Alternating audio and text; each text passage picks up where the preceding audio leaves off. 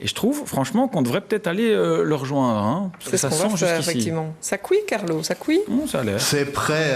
Ah, carrément. Vite, mangez-nous alors. Même pas une demi-heure. C'est vraiment, regardez, le poulet, oh là là, oui. C'est tellement prêt qu'on peut l'arrêter. On a encore un truc et puis on vous rejoint. On vous rejoint dès qu'on aura quitté la Crète.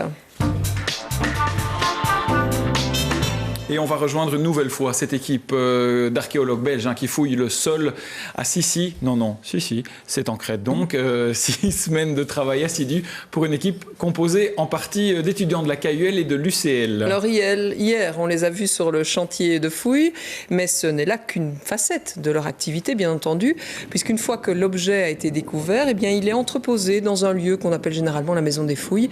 Et là, eh bien, il va devoir révéler tous ses secrets, et c'est ce qu'on va faire aujourd'hui. Des kilos et des kilos de terre, de pierre, de céramique et d'ossements.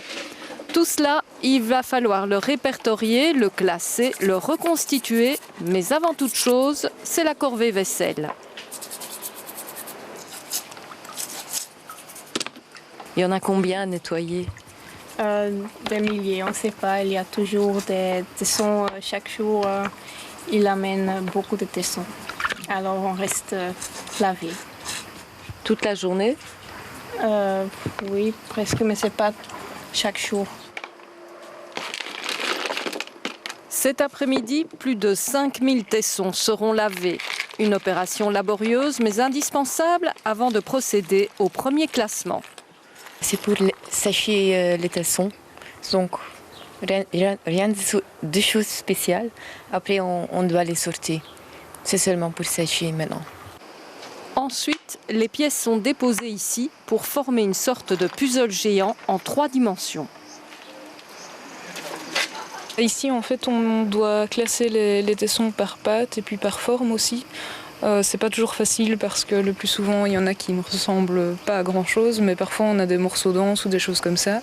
Et alors après, on prend des notes pour un premier diagnostic. Donc là, vous pouvez voir les différents types de céramique qu'on a, avec des céramiques plus fines, des vases à boire, ou alors des vases à cuisiner en céramique plus grossière. Le site de Sissi a une occupation extrêmement large. On passe sur 3000 ans d'histoire avec des céramiques qui représentent des contextes tout à fait différents et des datations tout à fait différentes. À l'intérieur de la maison des fouilles, c'est une sorte de grand magasin entreposant toutes les pièces sauvegardées. Patiemment, avec beaucoup de minutie, il faut recomposer les objets et les squelettes aussi. Qu'est-ce que c'est?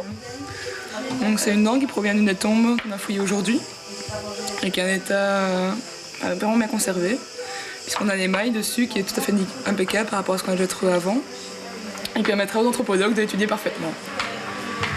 Et vous avez fait une belle trouvaille? Oui, ici on a en fait la mâchoire d'un petit enfant entre on va dire 4 et 6 ans. Hein, et c'est une des pièces les plus complètes qu'on a parce que malheureusement c'est assez mal conservé. Au fond du jardin, on met la main à la pâte. C'est une sorte de lessiveuse qui permet de prélever les fragments d'eau, de coquillages et des pollens mélangés dans la terre. Après, ils analysent tout les cure-dents pour voir.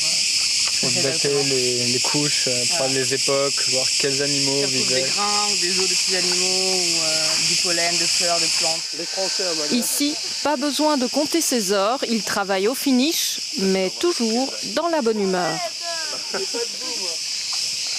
Voilà, nous on a rejoint Carlo et pendant que vous terminez la préparation du repas, une petite précision sur la dent par exemple que vous avez découvert pendant le reportage, qui était en excellent état et qui date en fait de 2800 avant Jésus-Christ. Première fois sans doute qu'elle a vu une brosse à dents à mon avis. Certainement. Et on retrouvera nos archéologues demain pour voir finalement comment ils vivent cette aventure humaine, parce que c'est un joyeux mélange entre wallons et flamands en plus. Oui. Et puis on dit merci à Martin Ernst et à Joël Renard de nous avoir ramené ces belles images. Alors Carlo, on en est où au niveau des préparatifs? L'entrée, on en a déjà parlé.